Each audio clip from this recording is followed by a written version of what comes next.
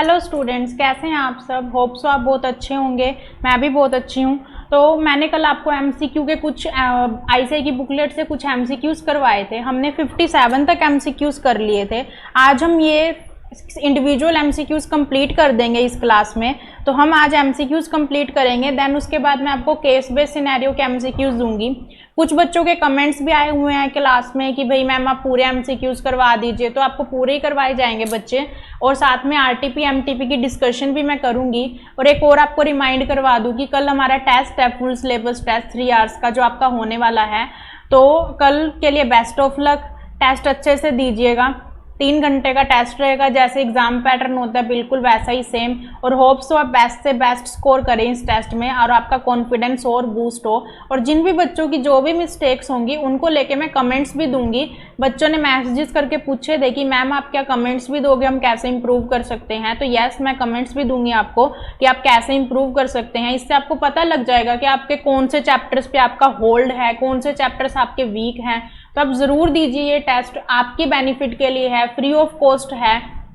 आपके लिए ये टेस्ट कंडक्ट किया जा रहा है नियर टू एग्जाम। और नियर टू एग्जाम में एमसीक्यूज और आरटीपी एमटीपी की डिस्कशन कर रही हूँ, which is very very beneficial for you, क्योंकि हम शॉर्ट टाइम में सारे एमसीक्यूज कवर अप करने की कोशिश कर रहे हैं। क्योंकि बच्चे यही कहते हैं कि मैम इतने बड़े बड़े एमसीक्यूज नहीं होते, अप्रोक्स 108 इंडिविजुअल एमसीक्यूज हैं, 40 केस बेस्ड सिनेरियो हैं।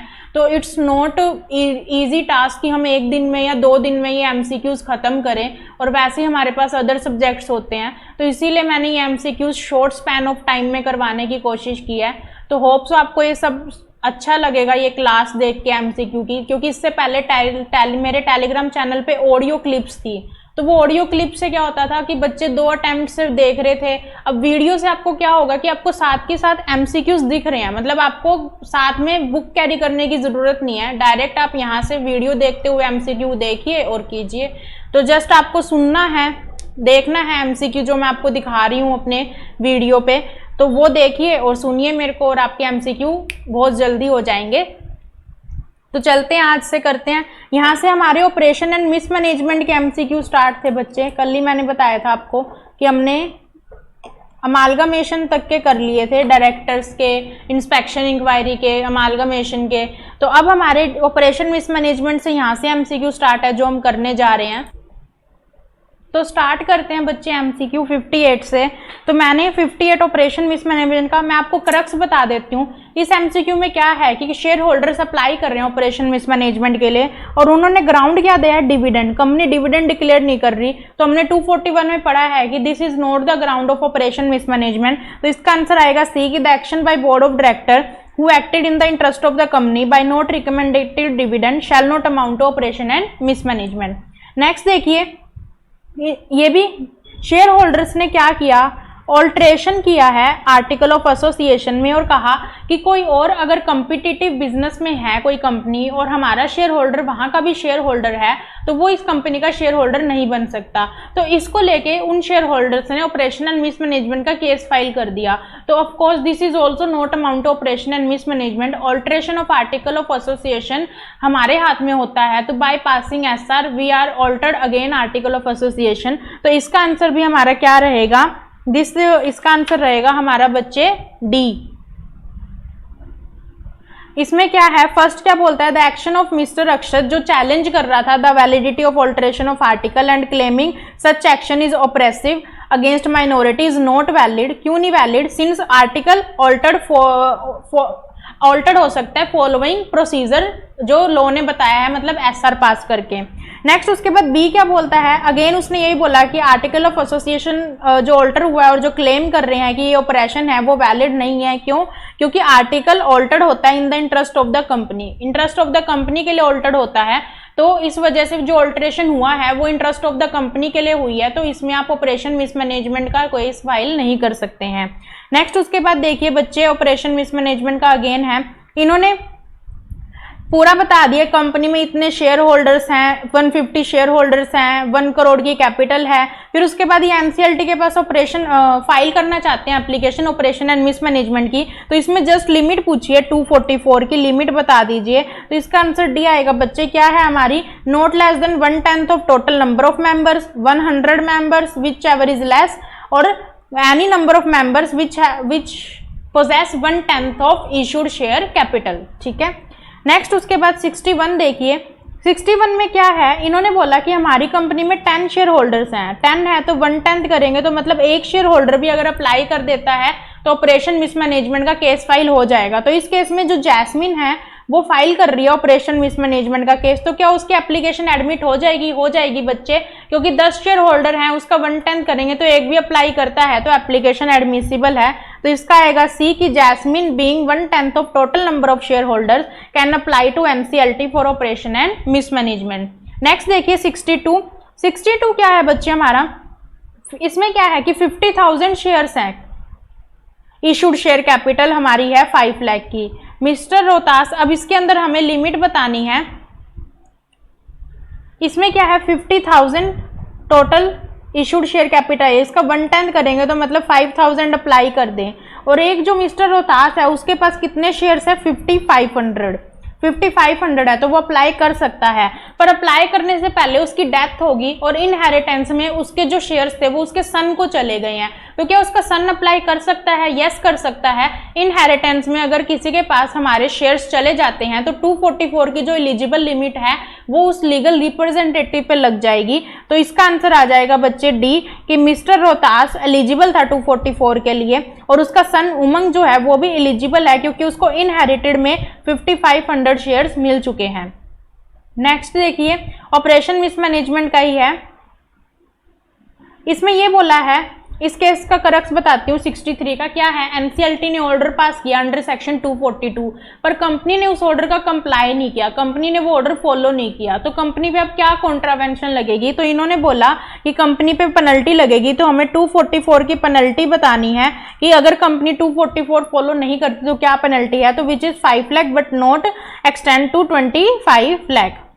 नेक्स्ट देखिए 64 हमारा है, इन्होंने बोला हमारे टोटल 72 शेयर होल्डर्स हैं, 72 का 1/10 करेंगे 7.2 डेट इज 7, मतलब 7 शेयर होल्डर्स अगर अप्लाई करते हैं ऑपरेशन मिसमैनेजमेंट के लिए तो एडमिसिबल हो जाएगी एप्लीकेशन। बट कितनों ने अप्लाई किया, 6 शेयर होल्डर्स ने, 6 मेंबर्स ने अप्लाई किया है तो एप्लीकेशन एडमिसिबल नहीं होगी। और इसका जो ग्राउंड्स है वो भी क्या है कि इनवैलिड है, वो ऑपरेशन एंड मिसमैनेजमेंट का नहीं है। तो इसका आंसर आ जाएगा C, the group of 6 shareholders जो है वो एप्लीकेशन फाइल नहीं कर सकते हैं to NCLT since the given fact pattern doesn't constitute oppression. तो वो ऑपरेशन भी नहीं है जो इन्होंने बता रखा है फैक्ट कि इन्होंने क्या था, मेजोरिटी शेयर होल्डर ने रिप्रेजेंट किया खुद को as a MD of the company और एमडी की तरफ वर्क किया और बाद में खुद को अपॉइंट कर लिया। तो अगर ऐसा कुछ हुआ है तो उसके लिए 196 में पेनल्टी है। अगर आप ऐसा कुछ एक्ट करते हैं तो आप ऑपरेशन मिसमैनेजमेंट के लिए नहीं जा सकते क्योंकि मेंबर्स के साथ कुछ गलत नहीं हुआ है। तो 241 जो बोलता है वो उसमें स्पेसिफिक ग्राउंड्स हैं जो आपने केस स्टडी बताई है वो उसमें फॉल नहीं होती है। नेक्स्ट उसके बाद 65 देखिए, 65 हमारा फॉरेन कंपनी का है। ये पूछ रहा है कि अगर फॉरेन कंपनी इंडिया में रजिस्टर्ड होती है और काम करने आती है तो उसको कितने दिन में खुद को COR लेना है, सर्टिफिकेट ऑफ रजिस्ट्रेशन, तो उसको लेना है कितने, विदिन 30 डेज, विदिन 30 डेज उसको COR लेना होता है। तो स्पेसिफाइड अथॉरिटी कौन होती है बच्चे, कोई बता सकते हैं? दिल्ली ROC। तो स्पेसिफाइड अथॉरिटी हमारी दिल्ली ROC।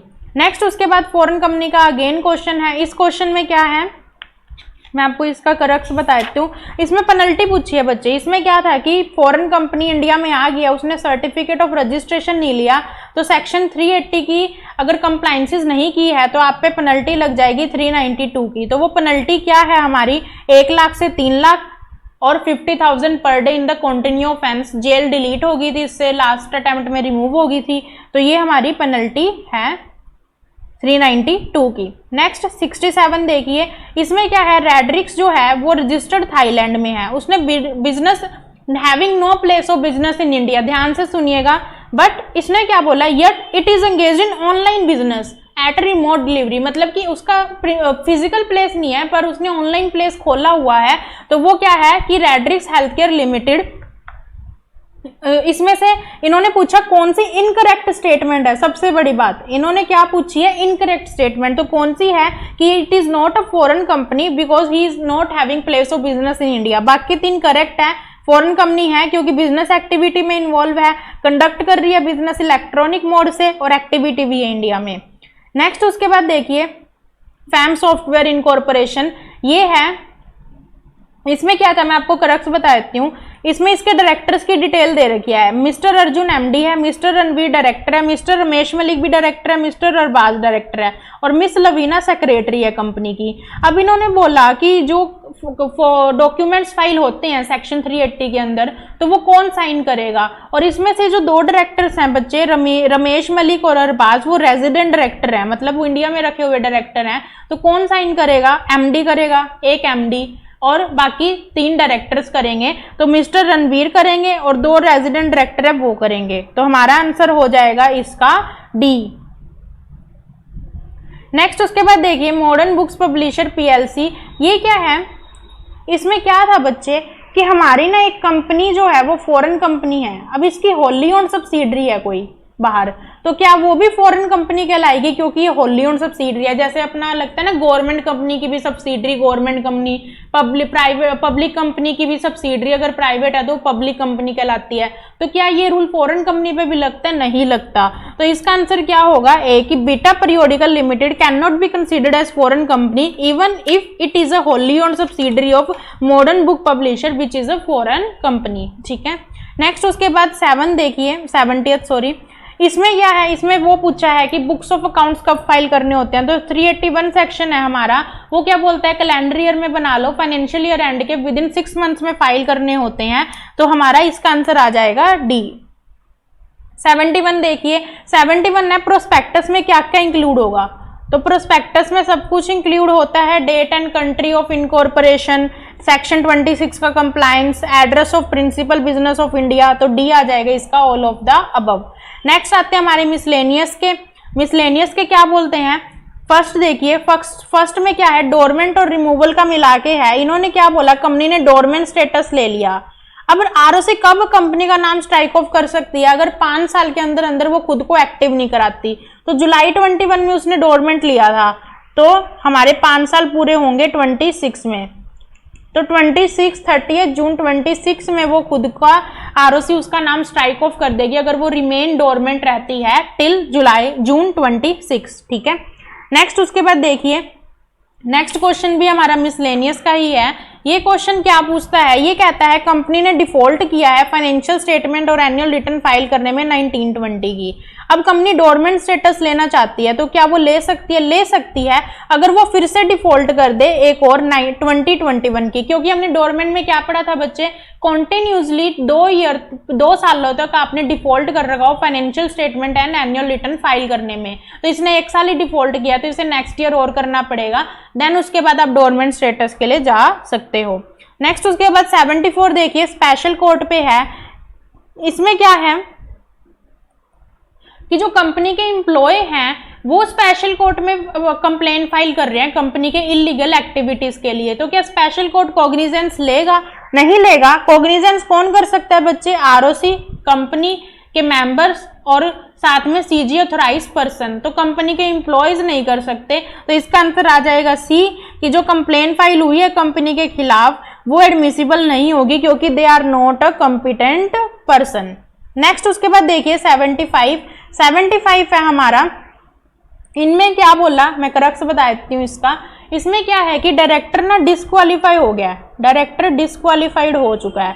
अब उसको वेकेंट कर देना चाहिए 167 के अकॉर्डिंग, पर उसने वेकेंट नहीं किया, तो उस पर क्या पेनल्टी लगेगी। तो पेनल्टी है ए, कितनी पेनल्टी है बच्चे, not less than 1 lakh may extend to 5 lakh. तो 5 लाख तक की पेनल्टी लग जाएगी उस पर अगर उसने डायरेक्टरशिप से रिजाइन नहीं किया, मतलब वेकेंट नहीं किया, तो उस पर पेनल्टी लग जाएगी।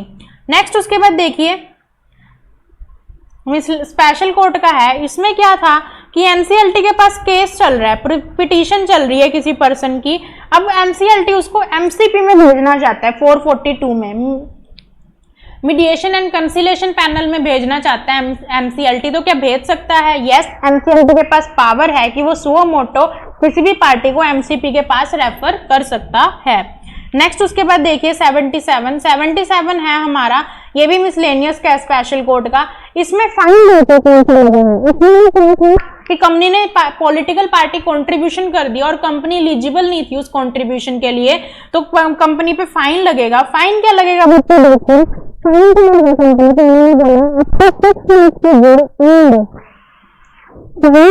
मैंने कंट्रीब्यूशन। तो एंड कौन सा हुआ, non compoundable and non bailable. तो नॉन बेलेबल और नॉन कॉग्निजेबल और नॉन कंपाउंडेबल ऑफेंस है, क्योंकि बच्चे कॉग्निजेबल है SFIO, तो non compoundable and non cognizable. Best one answer choose करना होता है। आप कहेंगे कि मैम ये भी तो आंसर हो सकता है, पर हम बेस्ट वन चूज करेंगे। Best one is the D answer, तो हमारा आंसर आएगा डी। नेक्स्ट उसके बाद देखिए, नेक्स्ट हमारा NCLT पे है। इसमें क्या था, पहली लाइन पढ़ते ही समझ आ जाएगा, with the consent of parties. Party की कंसेंट से NCLT ने ऑर्डर पास किया, पार्टी नेकलेक्ट में चली गई, 45 डेज एक्सपायर होने के बाद उसने सफिशिएंट कॉज दिया, नेक्स्ट 45 डेज की एक्सटेंशन ली, तो बच्चे ने अगर पहली लाइन नहीं पढ़ी है तो वो कह देगा कि पार्टी जा सकती है, बट पार्टी नहीं जा सकती। क्यों नहीं जा सकती, क्योंकि पार्टी की कंसेंट से ही ऑर्डर पास हुआ है NCLT में। नेक्स्ट उसके बाद 79 क्वेश्चन देखिए। 79 क्वेश्चन क्या बोलता है, मैंने आपको एक सेक्शन बताया था 420 क्या बोलता है, NCLT कोई भी ऑर्डर पास करने से पहले नेचुरल जस्टिस फॉलो करेगा, मतलब अपॉर्चुनिटी ऑफ बीइंग हर्ड देगा पार्टी को। फिर उसके बाद उन्होंने बोला था कि 2 साल तक अमेंड कर सकता है ऑर्डर NCLT, जिस दिन उसने ऑर्डर पास किया उससे विद इन 2 ईयर्स में, और साथ में पार्टी अगर फर्दर अपील में नहीं गई है तो, अगर अपील में चली गई है तो नहीं करेगा। तो ये आपसे प्रोविजन पूछा गया है, इसका आंसर सी आ जाएगा। तो NCLT अपना ऑर्डर अमेंड कर सकता है within 2 years from the date of passing of order, provided that no appeal has been against such order, no appeal made against such order. 80th देखिए, 80th IBC का है। इसमें क्या है कि जो पार्टी है वो नेकलेक्ट में देना चाहती है, जो रेजोल्यूशन प्लान है उसके against party within 30 days नेकलेक्ट में जा सकती है, तो इसका आंसर आ जाएगा बी। IBC का क्वेश्चन है, तो नेकलेक्ट में आप जा सकते हो डेट ऑफ ऑर्डर के विद इन 30 डेज। नेक्स्ट उसके बाद देखिए 81 हमारा वाइंडिंग अप का है। इन्होंने सिंपल सा पूछा है बच्चे, 271 पे है ये। इन्होंने पूछा है कितने साल में financial statement annual return file हम नहीं करते कि वाइंडिंग अप के लिए अप्लाई कर सकते हैं, तो कितने साल है बच्चे, 5 साल। ये मैंने आपको वहां भी करवाया था, जब मैंने कॉम्प्रोमाइज अरेंजमेंट करवाया था वहां भी आपको बताया था। तो कितने साल तक हम फाइल नहीं करते, 5 साल तक। तो 5 साल वाला हमारा आंसर आ जाएगा, तो ये हमारा आंसर होगा 5 कॉन्जिक्यूटिव फाइनेंशियल ईयर्स। नेक्स्ट उसके बाद 82 देखिए, 82 विजिल मैकेनिज्म पे है। विजिल मैकेनिज्म कौन सी कंपनी पे लगता है, सेक्शन 177 कहता है लिस्टेड कंपनी, जो कंपनी पब्लिक डिपॉजिट एक्सेप्ट करती है या जिसकी बोरोइंग एक्सीड करती है 50 करोड़ से। तो इन्होंने बोला कि लिस्टेड नहीं है कंपनी, ना ही पब्लिक डिपॉजिट एक्सेप्ट करती है, तो थर्ड क्राइटेरिया बता दीजिए। तो हमें थर्ड क्राइटेरिया बताना था, 50 करोड़ से एक्सेस में अगर बोरोइंग्स है तो वो कर सकती है। नेक्स्ट उसके बाद देखिए 83 हमारा इनसाइडर ट्रेडिंग पे है, सेबी एक्ट पे है। इन्होंने इनसाइडर ट्रेडिंग की पेनल्टी पूछी है बच्चे, तो मैंने पेनल्टी आपको याद कराई थी, अगर आपको ध्यान हो तो। पेनल्टी क्या थी हमारी इनसाइडर ट्रेडिंग की, 1 लाख से 25 करोड़ तक थी, 1 करोड़ से 25 करोड़ और 3 टाइम्स ऑफ प्रॉफिट। तो 3 टाइम्स ऑफ प्रॉफिट थी, तो ये थी हमारी इनसाइडर ट्रेडिंग की। So 10 lakh less than extend to 25 crore और 3 times of profit whichever is higher. Next उसके बाद देखिए 84 हमारा है नेक्स्ट सेबी LODR पे। इन्होंने इंटरेस्ट रेट चेंज कर दिया है, तो ये कहते हैं कि बोर्ड मीटिंग हमारी 14 जुलाई को हुई है, तो कितने दिन एडवांस में नोटिस देना पड़ता है, तो 10 हमारे कितने दिन एडवांस में, 10 दिन एडवांस में देना पड़ता है, तो 3 जुलाई को हमारा नोटिस जाएगा। नेक्स्ट उसके बाद देखिए 85 है हमारा फेमा पे। इसमें क्या है बच्चे, इसमें ना जो पर्सन है इसके अंदर मिस्टर पुरुषोत्तम शाह, इन्होंने अलग अलग टाइम अलग अलग पैसे भेजे हैं बाहर, कभी किसी काम से कभी किसी काम से। तो अगर हम वो ऐड करेंगे 50,000 भेजे एक बार। नेक्स्ट उसके बाद इन्होंने भेजे 35, 50 और एक बीच में 75 और गए हैं, तो इतने भेजे इन्होंने 210। उसके बाद ये 2.5 लाख अगले साल और भेजना चाहते हैं, तो तो कोई परमिशन की जरूरत है तो 2.5 लाख पर फाइनेंशियल ईयर मिलता है हर इंडिविजुअल को, तो उनको कोई परमिशन की जरूरत नहीं है। तो यहाँ पे इसका आंसर आ जाएगा ए कि जो रेमिट हो रहा है आउटसाइड इंडिया उसके लिए कोई परमिशन की रिक्वायरमेंट नहीं है 2021 में, तो no required any permission obtain. 86 भी हमारा फेमा का है। आपको ध्यान हो तो मैंने करंट अकाउंट ट्रांजैक्शन के शेड्यूल 3 में जो आरबीआई की परमिशन लेते हैं उसमें अदर देन इंडिविजुअल में एक करवाया था सेल ऑफ फ्लैट। फ्लैट की अगर सेल होती है तो 5% ऑफ नेट प्रोसीड्स जो सेल प्रोसीड्स है और $25,000 विच एवर इज हायर। अगर कमीशन इतना ही है तो आपको परमिशन लेने की जरूरत नहीं है, इससे ज्यादा है तो लेनी पड़ेगी। तो ये था हमारा, सॉरी नेक्स्ट का है केस स्टडी का। इस केस स्टडी का हमारा है स्पॉन्सरशिप मनी। स्पॉन्सरशिप मनी लेके जाना चाहता है तो कितनी लेके जाना चाहता है 51,000, तो 1 लाख तक पे कोई परमिशन की जरूरत नहीं है, 1 लाख के बाद सेंट्रल गवर्नमेंट की लेनी पड़ती है, तो 51,000 तक बच्चे कोई परमिशन की रिक्वायरमेंट नहीं है। 87 है सेल ऑफ फ्लैट का, तो हमारे फ्लैट की अमाउंट है 6 लाख, सेल प्रोसीड है और 7% ये देना चाहता है 42,000, और हमारा कितना बनता है $25,000 और 6 लाख का 5% कितना $30,000 विच एवर इज हायर। तो $30,000 से एक्सीड करते हैं बच्चे परमिशन लेनी पड़ेगी, तो there are permission required from RBI, it is mandatory, तो इसका आंसर आ जाएगा हमारा डी। नेक्स्ट उसके बाद देखिए इसमें क्या था कि मिस्टर रमन जो है वो म्यूचुअल फंड्स में इन्वेस्ट करता है, बाहर है एनआरआई, उसने अपने ब्रदर को बोला ड्यू टू फाइनेंशियल क्रंच कि वो पेमेंट कर दे। तो मैंने आपको बताया था वैसे म्यूचुअल फंड्स वगैरह में निधि कंपनी में आप इन्वेस्ट नहीं कर सकते, पर कर सकते हैं, आपको पैसा इंडिया में ही रखना पड़ेगा और बैंकिंग चैनल के थ्रू इन्वेस्ट करना है। तो वो ब्रदर जो है वो उसके बिहाफ पे इन्वेस्ट नहीं कर सकता है, इसका आंसर आ जाएगा A, mister Raghav is not permitted to take such transactions on the behalf of his brother since it amounts to payment for credit to NRI, मतलब कि आप उसके अकाउंट में क्रेडिट कर रहे हैं, तो इसलिए ये परमिसिबल नहीं है। नेक्स्ट उसके बाद देखिए फेमा का ही है, इन्होंने पूछा है कंसल्टेंसी सर्विसेज ले रहा है, कंपनी ले रही है, तो इंफ्रास्ट्रक्चर पे तो 1 करोड़ तक अलाउ है डॉलर और अदर सर्विसेज पे $10 लाख तक, तो सॉफ्टवेयर की सर्विस ले रहे हैं तो कितनी अलाउ है $10 लाख। नेक्स्ट उसके बाद देखिए इसमें क्या था कि 5 साल इंडिया से बाहर रहने के बाद उमेश इंडिया में आ चुका है और उसने 10 लाख कंट्रीब्यूट किया है राजेश और सोमेश के साथ मिलके और बाहर एक कंपनी क्रिएट की है, तो वो कंपनी जो ब्रांच क्रिएट हुई है 2021 में, और उमेश का क्या पाएगा रेजिडेंशियल स्टेटस पीआरआई, क्योंकि वो इंडिया में आ गया स्टे इन इंडिया रहने के लिए, और ब्रांच यहाँ वाले बंदे से ऑपरेट हो रही है तो वो ब्रांच भी पीआरआई होगी, तो इसका आंसर आ जाएगा सी। नेक्स्ट उसके बाद देखिए बच्चे आईबीसी का क्वेश्चन है, इन्होंने पूछा सीडी कौन है इसके अंदर, तो जो आकांक्षा प्लास्टिक लिमिटेड है रजिस्टर्ड इन बठिंडा, उसके डेटर्स बताए, क्रेडिटर्स बताए, उसकी पेड अप शेयर कैपिटल बताई और उसका लोन बताया। फिर उन्होंने बोला कि उस कंपनी की परफॉर्मेंस डिक्रीज हो रही है ड्यू टू कंपटीशन, तो यहाँ पे सीडी कौन हुआ, वो कंपनी जिसकी परफॉर्मेंस डिक्रीज हो रही है। नेक्स्ट उसके बाद देखिए फेमा का अगेन क्वेश्चन आ गया, इसमें भी यही है कि वो बाहर अपना पैसा भेज रहे हैं, तो टोटल पूरा इसमें 2.5 लाख बनेगा बच्चे, 1,79,71 ये हम ऐड करेंगे तो 2.5 लाख पर फाइनेंशियल ईयर अलाउ है, तो उसको किसी परमिशन की जरूरत नहीं है और आगे वो करना चाहता है तो नेक्स्ट फाइनेंशियल ईयर में कर सकता है अप्रैल 22 एंड देयर आफ्टर, मतलब 31 मार्च के बाद आप और 2.5 लाख पर फाइनेंशियल ईयर भेज सकते हो, इंडिया के बाहर रेमिट कर सकते हो।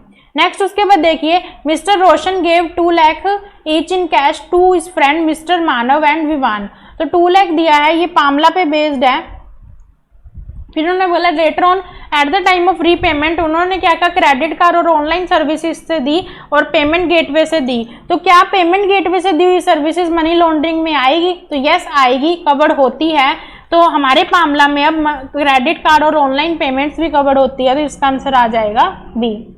नेक्स्ट उसके बाद देखिए नेक्स्ट है हमारा फकरा पे, इन्होंने बोला कि भाई फकरा ट्रिगर कब नहीं होता, तो आपको ध्यान हो तो कब नहीं होता, कितने तक की वैल्यू, 1 लाख तक की वैल्यू, पे फकरा ट्रिगर नहीं होता, तो डी आ जाएगा इसका कि अगर आर्टिकल की value not more than 1 lakh है तो फकरा एक्ट उस पे एप्लीकेबल नहीं होगा। नेक्स्ट उसके बाद देखिए आर्बिट्रेशन कंसिलेशन पे है, इसमें क्या है, एक पार्टी मर गई तो उन्होंने बोला आर्बिट्रेशन अग्रीमेंट क्या है, वॉइड हो गया, तो नहीं लीगल रिप्रेजेंटेटिव कंटिन्यू कर सकते हैं, तो इसका आंसर आ जाएगा बी कि Mrs Komal and mister Ramesh का स्टिल एनफोर्सेबल रहेगा arbitration agreement continued bye legal representative of Mrs Komal after her death. 96 देखिए आर्बिट्रेशन कंसिलेशन का है, इन्होंने क्या था बच्चे, इनका आर्बिट्रेशन क्लोज था, दो तरह के क्लोज मैंने बताए थे आपको, आर्बिट्रेशन क्लोज और सबमिशन क्लोज। आर्बिट्रेशन क्लोज क्या होता है कि हमने डिस्प्यूट होने से पहले ही लिख रखा है कि हम आर्बिट्रेटर के पास जाएंगे, और सबमिशन डिस्प्यूट होने के बाद हम डिसाइड करते हैं कि हम आर्बिट्रेटर के पास जाएंगे। तो आर्बिट्रेशन क्लोज अगर है हमारा तो हम कोर्ट के पास नहीं जा सकते, अगर कोई पार्टी कोर्ट के पास चली जाती है तो उस केस में क्या होगा, उस केस में कोर्ट उसकी एप्लीकेशन डिसमिस कर देगी। तो इनके डिस्प्यूट होने से पहले इन्होंने लिख रखा था कि हम आर्बिट्रेटर के पास जाएंगे, पार्टी चलेगी कोर्ट के पास तो कोर्ट क्या करेगी, उसकी एप्लीकेशन को डिसमिस कर देगी, रिजेक्ट कर देगी, तो वही हुआ, court can not take admitted application since उन्हें पहले आर्बिट्रेशन अग्रीमेंट में जो लिखा हुआ है उसके अकॉर्डिंग आर्बिट्रेटर के पास जाना पड़ेगा।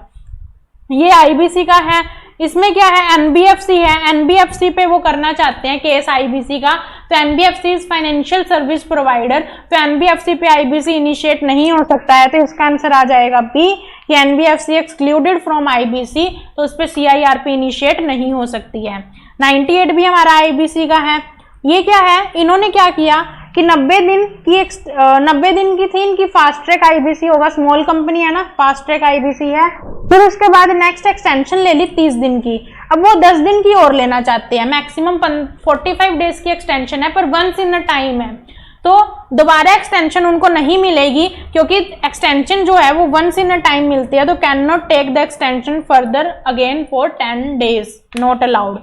नेक्स्ट उसके बाद अगेन आईबीसी का है, इसमें क्या है कि बच्चे एफसी ने सोचा कि भाई हम वाइंडिंग अप में चले जाते हैं, आईबीसी करने से कुछ नहीं होगा, तो सेक्शन हमारा जो है 33 इनिशिएशन ऑफ लिक्विडेशन वो कहता है 66% की वोटिंग लगेगी सीओसी की, फिर आप ये रेजोल्यूशन पास करके वाइंडिंग अप में जा सकते हैं। तो इन्होंने 51% की वोटिंग की तो गलत है, 66% की वोटिंग लगेगी एफसी की।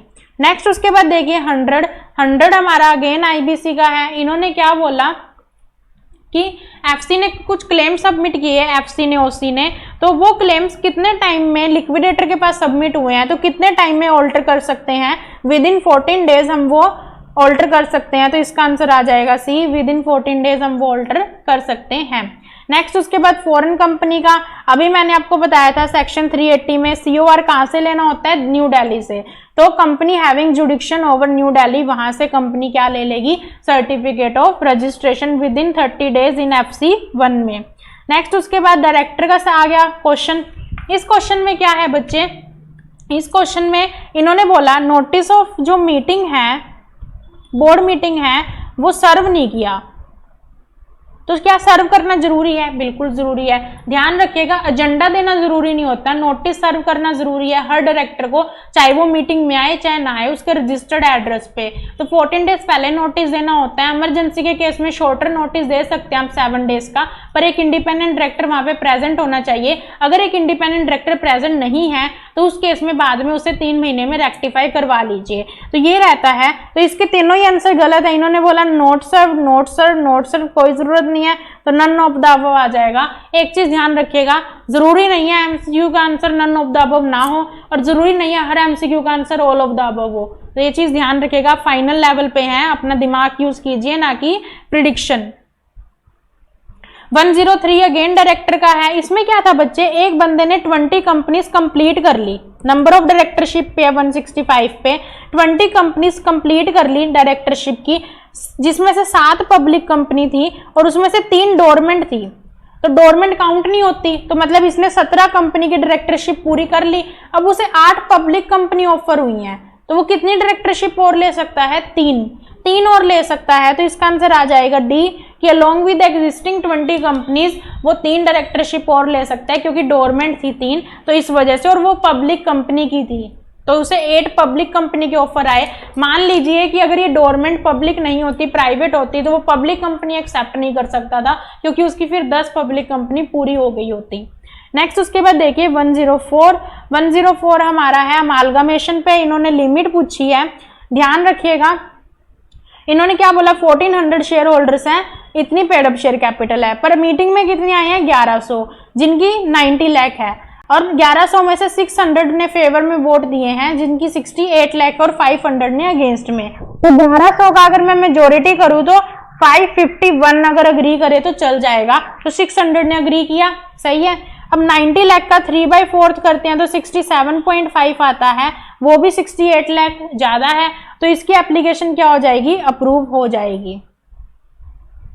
नेक्स्ट 105 हमारा है अगेन अमालगमेशन का। इन्होंने क्या पूछा कि भाई कॉम्प्रोमाइज एंड अरेंजमेंट होने जा रहा है, तो कितने % क्रेडिटर अप्लाई करे कंपनी में कि उन्हें मीटिंग करवाने की जरूरत ना पड़े, तो 90%। तो इसका आंसर ये आ जाएगा, 150 का 90% करेंगे तो 135, तो ए इज द आंसर।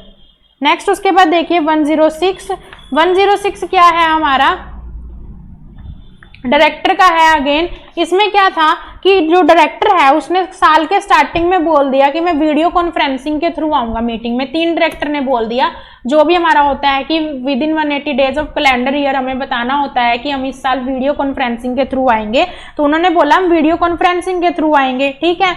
अब डायरेक्टर नेक्स्ट बोर्ड मीटिंग में, पहली बोर्ड मीटिंग होने के बाद नेक्स्ट बोर्ड मीटिंग में किस पे आना चाहता है, फिजिकली आना चाहता है, तो आ सकता है, कोई दिक्कत नहीं है। बस उसको इंटीमेट करना पड़ेगा कंपनी को, मिस संतोष को, कि वो फ्यूचर बोर्ड मीटिंग्स में कैसे आना चाहता है, फिजिकली मतलब मीटिंग अटेंड करना चाहता है, ताकि कंपनी वो उसके लिए वहां पे अरेंजमेंट ना करे वीसी का, ठीक है। नेक्स्ट उसके बाद 107 देखिए बच्चे, डायरेक्टर का ही है। इन्होंने क्या बोला, सॉरी रेजिग्नेशन पे आइए 168 पे। DIR 12 कंपनी देती है ROC को कि ये मैंडेटरी होता है कि भाई डायरेक्टर रिजाइन कर रहा है। DIR 11 कौन देता है बच्चे, डायरेक्टर देता है, जो ऑप्शनल है।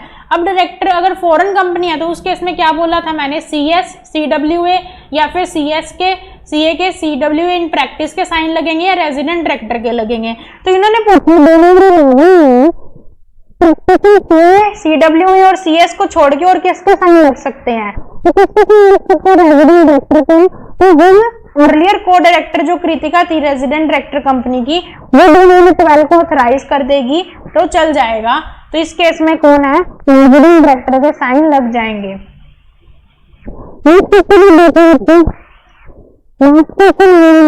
ये क्वेश्चन डायरेक्टर का ही है अगेन।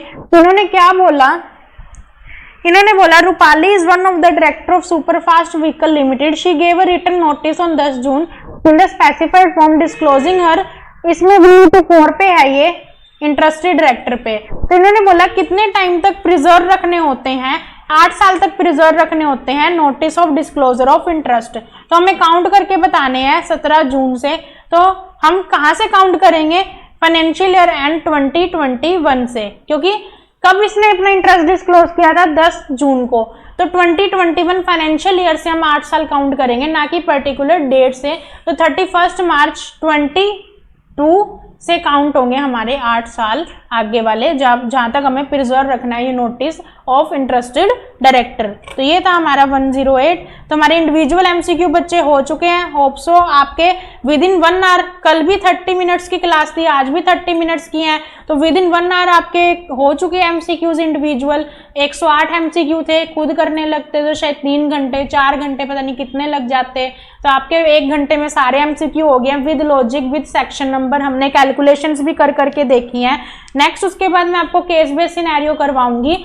तो आज की क्लास में हमने की MCQ, और जो शॉर्ट वीडियोस मैं डालती हूँ वो जरूर देखिएगा, उसमें कुछ ना कुछ मैं इंपॉर्टेंट डिस्कस करती हूँ। कोई इंपॉर्टेंट स्टडी मैट का क्वेश्चन, कोई इंपॉर्टेंट टेस्ट सीरीज में हुई हुई मेजर मिस्टेक, तो वो मैं आपसे डिस्कस करती हूँ, तो वो जरूर कीजिएगा। और कल के टेस्ट के लिए अगेन बेस्ट ऑफ लक। तो अच्छे से टेस्ट दीजिए, संडे को आपको रिजल्ट मिलेगा टेस्ट का, देखते हैं कौन सा बच्चा कैसा परफॉर्म करता है, तो वो हम सब देखेंगे। Thank you.